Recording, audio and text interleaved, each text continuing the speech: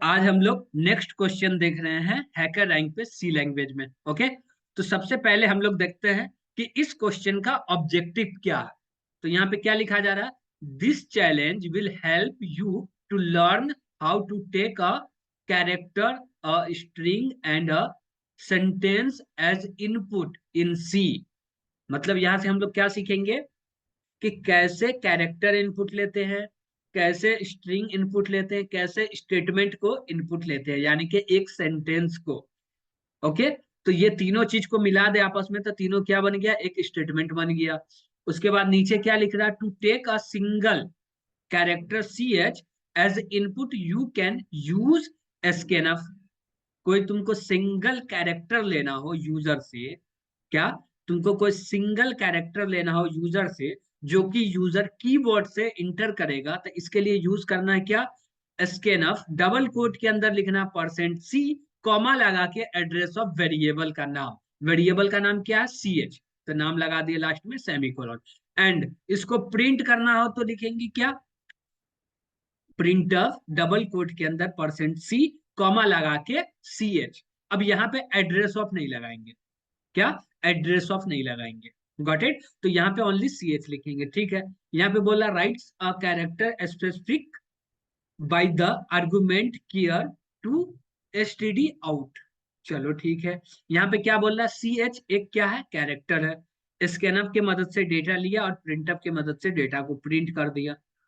ठीक, ये सब क्या सिंटेक्स से बता रहे हैं कि यूजेस क्या है, कैसे हम लोग लिखते हैं, कैसे यूज करते हैं स्कैनफ को, प्रिंटअप को। ओके, चलो अब यहाँ पे दिखा हुआ this page of code print the character C h. यहाँ पे बोला you can take a string as input in C using scanf.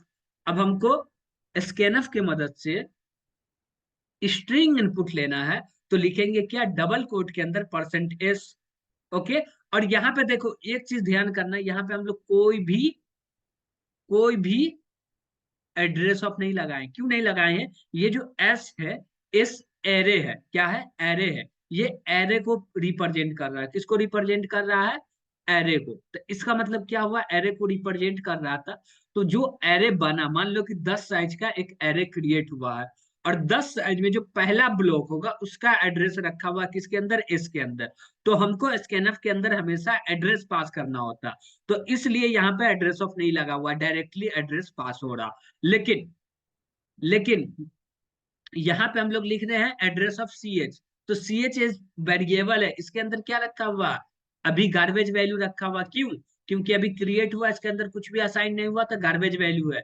हमको सी एच का एड्रेस देना है, इसलिए एड्रेस ऑफ यहाँ पे लगाए, गॉट इट। और एड्रेस ऑफ इसमें क्यों नहीं लगाए, क्योंकि इसके अंदर जो रखा हुआ है वो एड्रेस ही है, और ये एक कांस्टेंट है, इसके अंदर कोई डेटा असाइन नहीं कर सकते हो, इसके अंदर करोगे तो एरर दे देगा।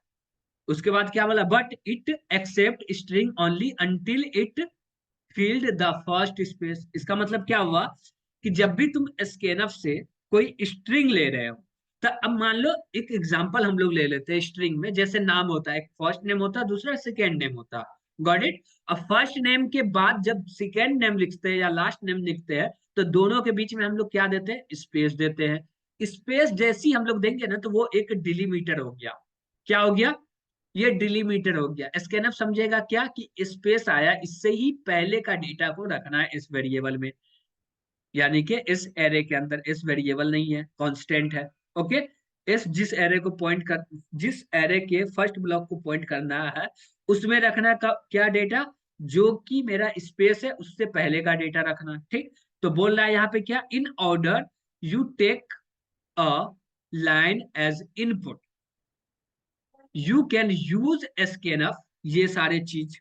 अब ये एक कोड है जिसमें क्या है कि जो भी स्पेस आता है, टैब आता है, वो डिलीमीटर को ये स्कीप कर देता है, उसको एज अ डिलीमीटर समझता है। देखो यहाँ पे लिखा हुआ बैकस्लैश n, यहाँ पे लिखा हुआ %c, उससे पहले परसेंट लिखा हुआ, तो ये एक कोड आता है जो कि तुम स्कैनफ के मदद से तुम चाहोगे तो एक टाइम पे मल्टीपल स्ट्रिंग ले सकते हो, गॉट इट। चलो ठीक है। उसके बाद क्या बोला जा रहा है, where S is defined as char, S max length क्या देना है, मैक्स लेंथ। मैक्स लेंथ क्या होगा, जो मतलब इतना लेंथ देंगे जिसके अंदर कि मैक्स लेंथ, मान लो कि हम 100 डेज दिए, 100 का मतलब क्या हुआ, अब भी जितना भी डेटा रखेंगे लगभग कम रखेंगे, लेकिन हमको उम्मीद है कि कैरेक्टर 100 से ज्यादा हो सकते हैं, तो उसका साइज बढ़ा देंगे। Got it. Where max length is the maximum size of S. S का क्या होगा, मैक्सिमम साइज होगा। Here square bracket the is the scanset character backslash and standard from taking input until a new line it its encounter। जैसी new line मिलेगा उस वक्त इसको encounter कर देगा। उसके बाद क्या बोला, then with this with this percent star c it read the new line character. ये क्या करेगा, ये जो इतना लिखा हुआ ये रीड करेगा न्यू लाइन कैरेक्टर, ठीक है। And here the use star indicates that this new line character is described। got it।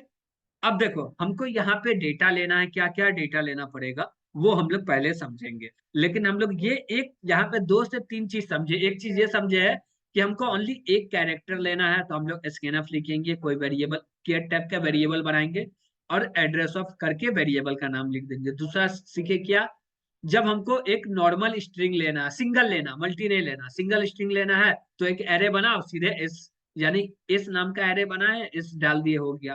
Multiple लेना हो तो इसके लिए ये हम लोग को कोड लिखना पड़ जाएगा। Got it. चलो ठीक है, तो यहां तक हम लोग समझ गए, 3 चीज यहाँ पे समझाया गया, हम लोग तीनों चीज समझ गए। अब आगे चलते हैं। नोट में दिया हुआ the statement scanf will not work because that last statement will read a new line character. ये वर्क नहीं करेगा कब तक, जब तक लास्ट में इसको न्यू लाइन कैरेक्टर नहीं मिलेगा, यानी कि एंटर। अब ये क्या बोलता है, एंटर इज अ डिलीमीटर। जैसी एंटर मिलेगा उससे क्या करेगा, ये बोलेगा मेरा काम खत्म। लेकिन तुम टैब दे रहे हो या स्पेस दे रहे हो तो ये बोलेगा नहीं अभी रुको, हमको और डेटा लेना। Got it. चलो उसके बाद क्या बोला जा रहा है, हम लोग यहां तक पढ़ लिए backslash n from the previous line. This can be handle in a variety of veg.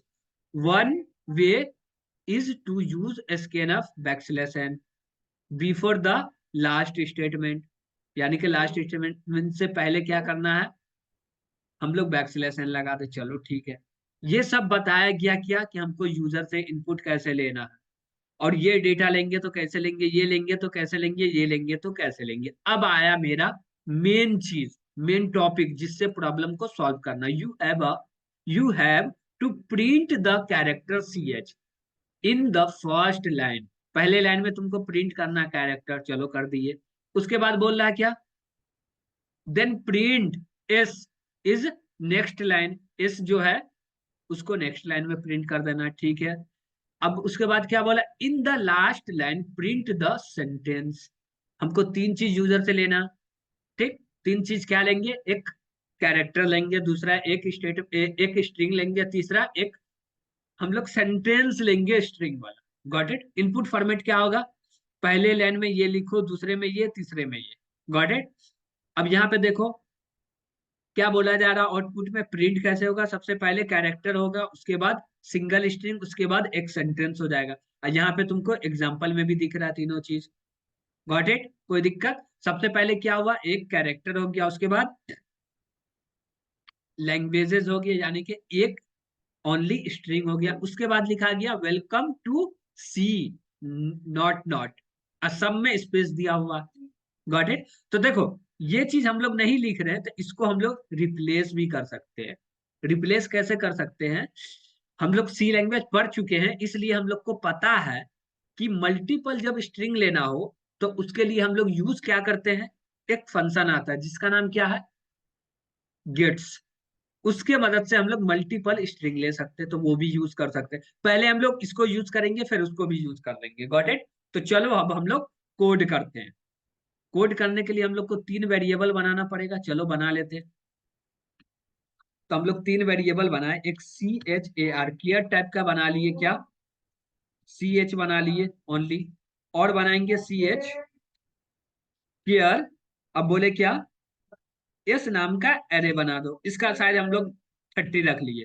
Okay, और हम लोग बोले क्या, c h a r clear. अब इसमें हम लोग को रखना है तो हम लोग इसका नाम एस ई एन रख देते, जो कि यहाँ लिखा हुआ। अब इसका साइज मान लो 50 ले लिए, या 100 ले लेते हैं, मैक्सिमम ले लिए साइज। ओके, तीनों वेरिएबल क्रिएट कर लिए। अब स्कैनफ लिखेंगे, अब स्कैनफ के अंदर लिखेंगे %c, comma address of c h. पहला डेटा ले लिए, चलो ठीक है। अब हमको दूसरा डेटा लेना है तो हम लोग लिखेंगे क्या, स्कैनफ, इसके अंदर क्या लिखेंगे, डबल कोट के अंदर %s। अब कैरेक्टर लेना है %s। अब कॉमा लगा के ओनली s लिख देना है। यहाँ पे हम लोग को एड्रेस ऑफ नहीं लगाना है। क्यों नहीं लगाना है, इस जो है ये कांस्टेंट है, इसके अंदर खुद ब खुद एड्रेस पड़ा हुआ है, इसका कोई एड्रेस नहीं है। Got it. अब लिखेंगे स्कैनफ। अब उससे अच्छा, हम लोग लिखने से अच्छा इसको कॉपी कर लेते हैं ना। चलो, यहाँ पे कॉपी करके प्रिंट कर दिए, लेकिन यहाँ पे एस नहीं लिखेंगे, यहाँ पे हम लोग क्या लिखेंगे, SEN सेन। चलो ठीक है, लास्ट में सेमीकोलन लगा दिए। कोई एरर है अभी तक, अभी तक यहाँ पे कोई भी एरर फाउंड नहीं हो रहा, यानी कि कंपाइल टाइम पे तो एरर है ही नहीं। अब हम लोग लिखेंगे प्रिंटफ। प्रिंटफ में प्रिंट कर दो %c \n। उसके बाद क्या प्रिंट करना है, %s, फिर लिख दो \n। उसके बाद क्या प्रिंट करना है, फिर से %c %s, यानी कि एक हमको स्ट्रिंग प्रिंट करना जिसके अंदर पूरे सेंटेंस है, तो वो %s केपेबल है प्रिंट करने के लिए। ठीक, अब यहाँ पे लिखेंगे सी एच, कॉमा, फिर लिखेंगे s, फिर लिखेंगे कॉमा SEN। गॉट इट, तीनों चीज लिख दिए। अब ये प्रोग्राम बन के रेडी हो गया। इसमें जहां तक जितना बोला गया हम लोग हर एक चीज कर लिया, जो यहाँ पे यूज किया गया वही चीज को हम लोग यहाँ पे यूज किए। Got it. और हर एक डेटा जो है न्यू लाइन में आ रहा है, जैसे कि यहाँ पे प्रिंट हो रहा है न्यू लाइन में, वैसी आ रहा है। अब इसको हम लोग क्या करते हैं, पहले हम लोग का हमेशा याद रखना है कि पहले इस कोड को रन करें फिर सबमिट करें। ठीक, तो पहले हम लोग क्या किए, इसको रन किए। इससे क्या होगा कि कोई भी एरर है, देखो एरर मिला, हम लोग फाइंड कर लिए, यहाँ पे एरर आ गया। अब इस एरर को क्या करना है, स्किप करना है। इसके लिए क्या करना है भाई, तो यहाँ पे बोला गया है, देखो कहाँ बोला गया है, कहाँ बोला गया है, हम लोग देख रहे थे, यहाँ पे बोला गया था कि हम लोग जब भी इसको यूज करें तो इससे पहले \n स्कैनफ में लिख दे। तो हम लोग यहाँ पे लिख सकते हैं \n, तो यहाँ पे लिखते हैं \n। ओके, फिर देखते क्या होता। फिर इसको क्या किए, रन किए। अब देखो ये सबमिट हो गया। हम लोग क्या चीज छोड़े थे, ये बोला था ना, before the last statement you use \n, हम लोग यूज नहीं किए थे। तो यूज नहीं किए इसलिए एरर आया। इसलिए एरर नहीं आया कि हम कुछ गलती लिखे, जो बोला गया वो नहीं किया इसलिए एरर आया, लेकिन जो लिखे सब सही लिखे। अब इसको सबमिट कर देते हैं। अब इसमें टोटल 3 टेस्ट केस था, तीनों का तीनों टेस्ट केस पास हो चुका है और कोड सबमिट हो गया। अब यहाँ पे देखो कंग्रेचुलेशन भी आ चुका है। Got it. तो आज के इस प्रॉब्लम को सॉल्व करने में कुछ दिक्कत आया तो पूछ सकते हो। ओके, नहीं तो फिर हम लोग लेक्चर को एंड करेंगे। कोई भी दिक्कत आया तो पूछ सकते हो, टेल मी। सर इसका कोड दिखाना 1 मिनट सर, वो प्रिंटअप वाला। चलो देख लो। प्रिंटअप में सर ये %c वाला तो करेक्टर के लिए हो गया है ना। हाँ, फिर परसेंट ए, \n हाँ %s। स्ट्रिंग के हाँ, लिए हो s गया। वाले के लिए हो गया। हाँ, हाँ फिर पर सर फिर सीन आता ना सेंटेंस के लिए, तो SEN। ना ना परसेंट ऐसे ही आएगा ना। Format specifier percent C language में जो %ac होता है स्ट्रिंग को प्रिंट कराने के लिए, तुम भले दोनों में एक फिर सर सेम स्टेटमेंट को सेम नहीं हो प्रिंट जाएगा। कराओ या पूरे सेंटेंस को प्रिंट कराओ, डजंट मैटर। ये मैटर नहीं करता। भले साइज कितनी भी हो, साइज कितनी भी हो, है हाँ, ना। कितनी भी हो सबको प्रिंट कर देगा। ये प्रॉब्लम ओनली आता है स्कैनफ में। इसके रफ में।